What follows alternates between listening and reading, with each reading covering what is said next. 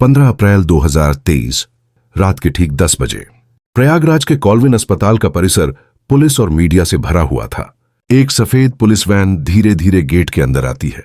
Van के चारों तरफ भारी सुरक्षा थी, जैसे किसी बहुत बड़े खतरे को ट्रांसफर किया जा रहा हो।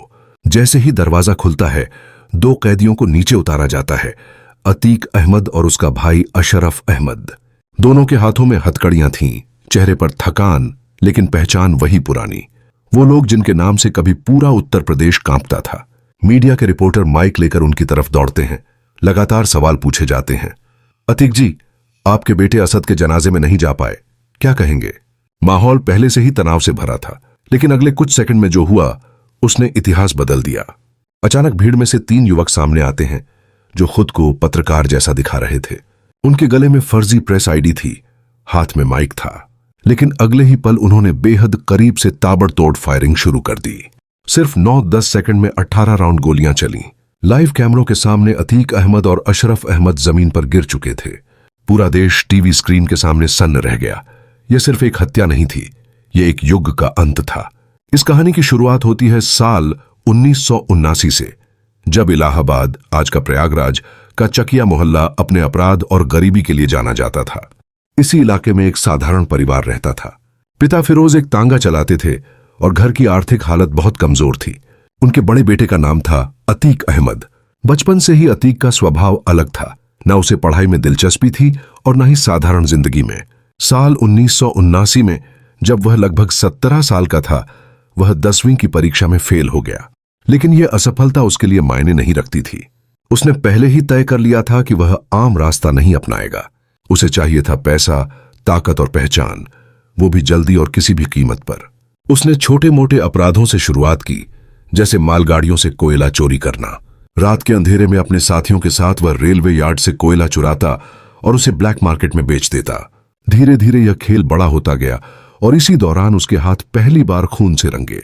उसके खिलाफ हत्या का पहला मुकदमा दर्ज हुआ। यही वो मोड़ था जहां से उसकी जिंदगी ने पूरी तरह अलग दिशा पकड़ ली।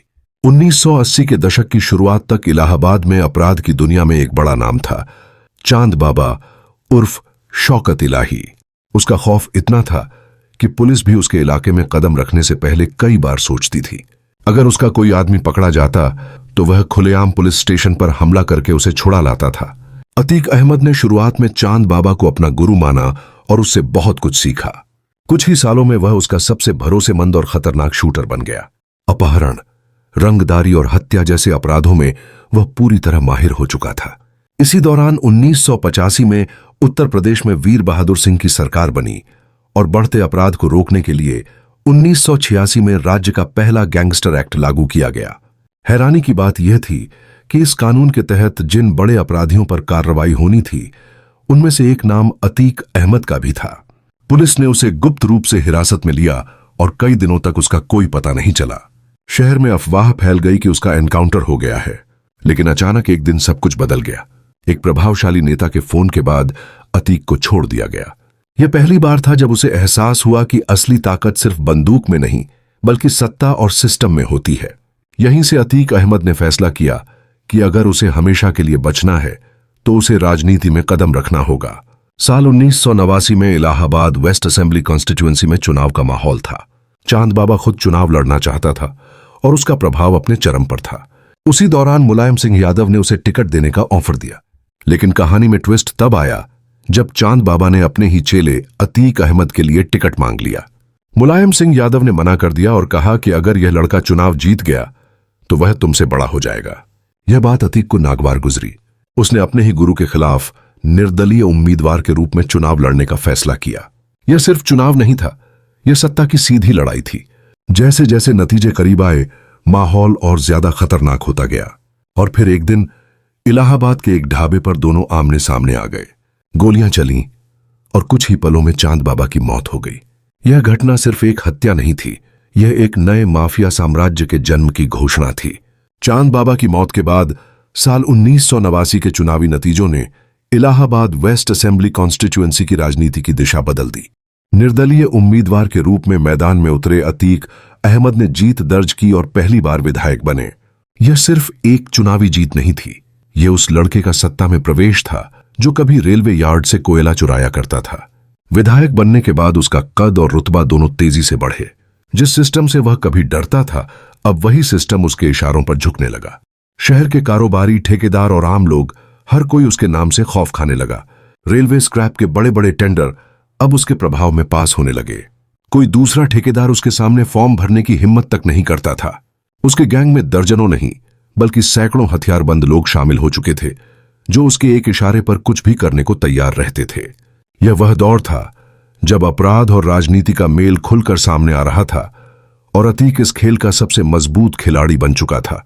साल 1991 और फिर 1993 दोनों विधानसभा चुनावों में अतीक अहमद ने लगातार जीत हासिल की। इस बीच उसका झुकाव मुलायम सिंह यादव की समाजवादी पार्टी की तरफ बढ़ने लगा।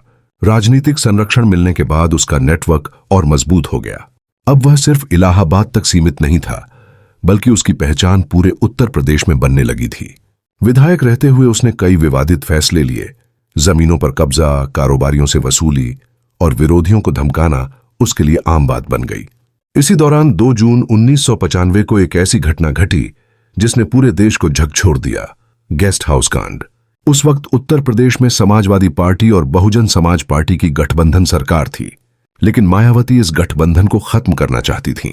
जैसे ही यह खबर सामने आई, हालात बिगड़ गए। लखनऊ के स्टेट गेस्ट हाउस में, जहां मायावती अपने विधायकों के साथ मीटिंग कर रही थीं, वहां अचानक हमला हुआ। भीड़ ने दरवाजे तोड़े, गालियां दी और माहौल पूरी तरह अराजक हो गया। इस पूरे घटनाक्रम में अतीक अहमद नाम भी सामने आया। यह घटना इस बात का प्रतीक बन गई कि सत्ता और बाहुबली का मेल किस हद तक जा सकता है। इसी दौर में 1996 में सिविल लाइंस इलाहाबाद में एक सनसनीखेज हत्या हुई। मशहूर व्यापारी अशोक साहू को दिन दहाड़े गोली मार दी गई। इस हत्या में नाम सामने आया अशरफ अहमद का, जो अतीक का छोटा भाई था। पुलिस ने जब जांच शुरू की तो एक चौंकाने वाला सच सामने आया। सरकारी रिकॉर्ड के मुताबिक जिस समय हत्या हुई उस वक्त अशरफ जेल में बंद था, लेकिन हकीकत कुछ और ही थी। यह साफ हो गया कि जेल सिस्टम तक उसकी पकड़ थी और उसकी जगह कोई दूसरा व्यक्ति जेल में हाजिरी लगा रहा था। यह घटना सिर्फ एक हत्या नहीं थी, बल्कि सिस्टम की कमजोरियों का खुला प्रदर्शन थी। अब यह साफ हो चुका था कि अतीक का नेटवर्क सिर्फ बाहर ही नहीं बल्कि अंदर तक फैला हुआ है। लेकिन इसी के साथ उसके खिलाफ आवाजें भी उठने लगी थीं। पुलिस और प्रशासन के कुछ अधिकारी अब उसके खिलाफ सख्त कदम उठाने की तैयारी में थे। साल 2002 आते आते उत्तर प्रदेश की राजनीति में बड़ा बदलाव आया और मायावती मुख्यमंत्री बनी। सत्ता बदलते ही अपराधियों पर शिकंजा कसना शुरू हुआ और अतीक अहमद भी इसके दायरे में आ गया। उसके खिलाफ एक के बाद एक मुकदमे दर्ज होने लगे। कई रिपोर्ट्स के अनुसार एक ही दिन में 100 से ज्यादा केस दर्ज किए गए। लालजी शुक्ला जैसे तेज तर्रार पुलिस अधिकारियों को उसके पीछे लगाया गया। 7 अगस्त 2002 को इलाहाबाद हाई कोर्ट में उसकी पेशी थी। इसी दौरान कोर्ट परिसर में अचानक बम धमाका हुआ। कई लोग घायल हुए, लेकिन अतीक को कुछ नहीं हुआ। उसने तुरंत आरोप लगाया कि यह हमला उसे मारने के लिए किया गया है और इसके पीछे पुलिस और सरकार का हाथ है। लेकिन जांच में जो सामने आया उसने सबको चौंका दिया। यह धमाका खुद उसके इशारे पर कराया गया था, ताकि वह सहानुभूति हासिल कर सके और दबाव बना सके। जब इस मामले में सवाल पूछे गए तो पुलिस अधिकारी लालजी शुक्ला का जवाब बेहद सख्त था। अगर यह हमला उन्होंने करवाया होता तो अतीक बच नहीं पाता। यह बयान साफ संकेत था कि अब हालात बदल रहे हैं और अतीक के लिए आने वाला समय आसान नहीं रहने वाला। साल 2004 का आम चुनाव उत्तर प्रदेश की राजनीति के लिए एक बड़ा मोड़ लेकर आया। मुलायम सिंह यादव ने अतीक अहमद को फूलपुर लोकसभा कॉन्स्टिट्यूएंसी से टिकट दिया, वही सीट जहां से कभी जवाहरलाल नेहरू चुनाव जीतते थे। तमाम आपराधिक मामलों के बावजूद अतीक ने यह चुनाव करीब 64,000 वोटों से जीत लिया और संसद तक पहुंच गया। लेकिन इस जीत के साथ उसने एक ऐसा फैसला लिया जिसने आगे चलकर उसकी सबसे बड़ी कमजोरी को उजागर कर दिया। उसने अपनी पुरानी विधानसभा seat Allahabad west assembly constituency अपने छोटे भाई अशरफ अहमद को दिलाने की योजना बनाई। सोचा यह था कि दिल्ली में बैठकर वह राष्ट्रीय राजनीति संभालेगा और इलाहाबाद में उसका परिवार पकड़ बनाए रखेगा। लेकिन जमीन पर हालात उसकी उम्मीदों के मुताबिक नहीं थे। इस बार उसके सामने एक ऐसा चेहरा खड़ा हुआ जो कभी उसके ही गैंग से जुड़ा रहा था, राजू पाल। यह मुकाबला सिर्फ चुनाव नहीं था, बल्कि पुराने खौफ और नए विरोध के बीच सीधी टक्कर बन चुका था। जब उपचुनाव के नतीजे आए तो अतीक अहमद के लिए यह एक बड़ा झटका था। अशरफ अहमद चुनाव हार चुका था और यह हार सिर्फ सीट की नहीं, बल्कि उस दबदबे की थी जो सालों से बना हुआ था। जिस इलाके में उसके नाम से लोग कांपते थे, वहीं अब एक विरोधी ने उसे मात दे दी थी। यह उसके लिए स्वीकार करना मुश्किल था। उसे लगा कि अगर इस चुनौती को तुरंत खत्म नहीं किया गया तो उसका पूरा साम्राज्य कमजोर पड़ जाएगा। यही सोच उसे एक बार फिर उसी रास्ते पर ले गई, हिंसा का रास्ता। 25 जनवरी 2005 दिन दहाड़े प्रयागराज की सड़कों पर एक ऐसी वारदात हुई जिसने पूरे राज्य को हिलाकर रख दिया। राजूपाल अपनी गाड़ी से गुजर रहे थे, तभी हथियारबंद शूटरों ने उनकी गाड़ी को घेर लिया और AK-47 से ताबड़तोड़ फायरिंग शुरू कर दी। उनके शरीर में कई गोलियां उतारी गईं। उन्हें बचाने की कोशिश की गई, लेकिन हमलावरों ने उनका पीछा करते हुए लगातार फायरिंग जारी रखी। यह हमला सिर्फ हत्या नहीं था, बल्कि खुलेआम दिया गया एक संदेश था, जो भी अतीक के खिलाफ खड़ा होगा उसका अंजाम यही होगा। इस पूरे हत्याकांड का एक अहम गवाह था उमेश पाल, जिसने अपनी आंखों से यह सब देखा था। आगे चलकर यही गवाह अतीक के खिलाफ सबसे मजबूत आवाज बनने वाला था। राजूपाल की मौत के बाद फिर से उपचुनाव हुए। इस बार मायावती ने राजूपाल की पत्नी पूजा पाल को मैदान में उतारा। चुनावी सभाओं में वह अपने पति की हत्या की कहानी सुनाकर लोगों से न्याय की अपील करती थीं, लेकिन दूसरी तरफ डर का माहौल अभी भी कायम था। नतीजा यह हुआ कि अशरफ अहमद इस बार चुनाव जीत गया। यह जीत भले ही राजनीतिक थी, लेकिन इसके पीछे खौफ का असर साफ नजर आ रहा था। हालांकि 2007 में जब उत्तर प्रदेश में फिर से चुनाव हुए तो तस्वीर बदल गई। मायावती पूर्ण बहुमत के साथ सत्ता में आईं और उन्होंने साफ कर दिया कि अब अपराधियों के लिए कोई जगह नहीं है। साल 2007 के बाद से अतीक अहमद के खिलाफ कार्रवाई तेज हो गई। उसकी संपत्तियों की जांच शुरू हुई, कई अवैध संपत्तियां जब्त की गईं और उसके खिलाफ इनाम घोषित किया गया। जो नेता पहले उसके साथ खड़े रहते थे, उन्होंने भी दूरी बनानी शुरू कर दी। धीरे धीरे उसका राजनीतिक सहारा खत्म होने लगा। आखिरकार उसे गिरफ्तार कर लिया गया और जेल भेज दिया गया। लेकिन कहानी यहीं खत्म नहीं हुई। 2008 में जब संसद में एक महत्वपूर्ण वोटिंग होने वाली थी, तब मुलायम सिंह यादव ने उसे जेल से बाहर निकलवाया ताकि वह पार्टी के पक्ष में वोट कर सके। लेकिन अतीक ने यहां भी सबको चौंका दिया। उसने पार्टी लाइन के खिलाफ जाकर वोट किया, जिसके बाद उसे पार्टी से बाहर कर दिया गया।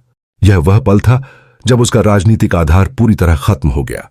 अब वह सिर्फ एक अपराधी बनकर रह गया था, जिसके खिलाफ कानून का शिकंजा धीरे धीरे कसता जा रहा था। यही वह दौर था जहां से उसकी कहानी अपने अंतिम और सबसे खतरनाक अध्याय की ओर बढ़ने लगी। साल 2017 उत्तर प्रदेश की राजनीति में एक बड़ा बदलाव आया। योगी आदित्यनाथ के नेतृत्व में नई सरकार बनी और शुरुआत से ही साफ संदेश दे दिया गया, माफियाओं के लिए अब कोई जगह नहीं है। विधानसभा में खुलेआम यह ऐलान किया गया कि अपराध और अपराधियों के खिलाफ जीरो टॉलरेंस की नीति अपनाई जाएगी। इसी नीति के तहत अतीक अहमद और उसके पूरे नेटवर्क पर शिकंजा कसना शुरू हुआ। उसके खिलाफ दर्ज पुराने मामलों को फिर से खोला गया, पीड़ितों को आगे आकर बयान देने के लिए प्रोत्साहित किया गया और प्रशासन ने एक एक करके उसकी आर्थिक जड़ों पर वार करना शुरू किया। अवैध संपत्तियों पर बुलडोजर चलने लगे, करोड़ों की जमीनें जब्त की गईं और उसके करीबी लोगों को गिरफ्तार किया जाने लगा। जो अतीक कभी पुलिस और सिस्टम को अपने प्रभाव में रखता था, वही अब कानून के सामने बेबस नजर आने लगा। लेकिन इसके बावजूद उसका घमंड पूरी तरह खत्म नहीं हुआ था। जेल के अंदर रहते हुए भी वह खुद को खेल से बाहर नहीं मान रहा था। साल 2018 के आसपास जब अतीक अहमद देवरिया जेल में बंद था, तब एक ऐसी घटना सामने आई जिसने पूरे सिस्टम को हिलाकर रख दिया। लखनऊ के एक बड़े व्यापारी मोहित जायसवाल का अपहरण किया गया और उन्हें सीधे जेल के अंदर ले जाया गया। वहां अतीक और उसके गुर्गों ने उसके साथ मारपीट की और दबाव डालकर उसकी करोड़ों की संपत्ति अपने नाम करवा ली। यह घटना यह साबित करने के लिए काफी थी कि जेल भी उसके लिए सिर्फ एक जगह नहीं, बल्कि उसका ऑपरेशन सेंटर बन चुकी थी। जब यह मामला सामने आया तो देश भर में हंगामा मच गया। मामला सुप्रीम कोर्ट तक पहुंचा और अदालत ने सख्त रुख अपनाते हुए आदेश दिया कि उसे उत्तर प्रदेश से बाहर शिफ्ट किया जाए। 37 अप्रैल 2019 को कड़ी सुरक्षा के बीच उसे साबरमती सेंट्रल जेल भेज दिया गया। यह कदम इसलिए उठाया गया ताकि उसका नेटवर्क टूट सके और वह बाहरी दुनिया से पूरी तरह अलग हो जाए। लेकिन अतीक अब भी यह मानने को तैयार नहीं था कि उसका दौर खत्म हो चुका है। फरवरी 2023, करीब 18 साल बाद, राजूपाल हत्याकांड का मुख्य गवाह उमेश पाल अभी भी उसके खिलाफ खड़ा था। यही बात अतीक को सबसे ज्यादा खटक रही थी। आरोप है कि अतीक अहमद ने साबरमती सेंट्रल जेल में बैठकर एक और साजिश रची। 24 फरवरी 2023 दोपहर के समय प्रयागराज में जैसे ही उमेश पाल अपनी गाड़ी से उतरे, अचानक उन पर हमला कर दिया गया। हमलावरों में अतीक का बेटा असद अहमद और उसका शूटर गुलाम भी शामिल था। बम और गोलियों की बौछार में उमेश पाल और उनकी सुरक्षा में लगे 2 पुलिसकर्मी मारे गए। यह पूरी वारदात सीसीटीवी कैमरों में कैद हो गई और देश भर में इसकी चर्चा होने लगी। इस बार मामला पहले जैसा नहीं था। सरकार और पुलिस दोनों ने इसे सीधी चुनौती के रूप में लिया। विशेष टास्क फोर्स ने तेजी से कार्रवाई शुरू की और कुछ ही हफ्तों के भीतर एक मुठभेड़ में असद अहमद को मार गिराया गया। जब यह खबर अतीक तक पहुंची तो वह टूट गया। जो व्यक्ति कभी अपने रौब के लिए जाना जाता था, वही अब पुलिस वैन में बैठकर रोता हुआ नजर आया। 28 मार्च 2023 को अदालत ने एक पुराने अपहरण मामले में उसे उम्र कैद की सजा सुनाई। यह पहली बार था जब उसे किसी केस में सजा मिली थी। और फिर आती है 15 अप्रैल 2023 की वह रात, जिसने इस पूरी कहानी को हमेशा के लिए खत्म कर दिया। प्रयागराज के कॉल्विन अस्पताल में अतीक अहमद और अशरफ अहमद को मेडिकल चेकअप के लिए लाया गया था। चारों तरफ मीडिया का जमावड़ा था। लाइव कवरेज चल रही थी। रिपोर्टर्स लगातार सवाल पूछ रहे थे। अतीक जी, आप अपने बेटे असद अहमद के जनाजे में शामिल नहीं हो पाए, क्या कहना चाहेंगे? अतीक ने धीमी आवाज में जवाब दिया, नहीं ले गए तो नहीं गए। यही उसके आखिरी शब्द साबित हुए। उसी भीड़ में 3 युवक, जिन्होंने खुद को पत्रकार के रूप में छिपाया हुआ था, अचानक आगे बढ़े और बेहद नजदीक से फायरिंग शुरू कर दी। करीब 10 सेकंड के अंदर 18 राउंड गोलियां चलीं। अतीक अहमद और अशरफ अहमद जमीन पर गिर चुके थे। पुलिस वहीं मौजूद थी। कैमरे सब कुछ रिकॉर्ड कर रहे थे और देश लाइव टीवी पर यह सब देख रहा था। हमलावरों ने भागने की कोशिश नहीं की। उन्होंने तुरंत हथियार डाल दिए और सरेंडर कर दिया। पूछताछ में उन्होंने दावा किया कि वे नाम कमाने के लिए यह सब कर रहे थे। लेकिन क्या सच्चाई इतनी आसान है? क्या इसके पीछे कोई और बड़ा खेल था? यह सवाल आज भी पूरी तरह सुलझा नहीं है। एक बात जरूर साफ है, डर और हिंसा के दम पर खड़ा किया गया साम्राज्य ज्यादा समय तक नहीं टिकता। अंत में उसी रास्ते पर चलकर उसका अंत भी वैसा ही हुआ।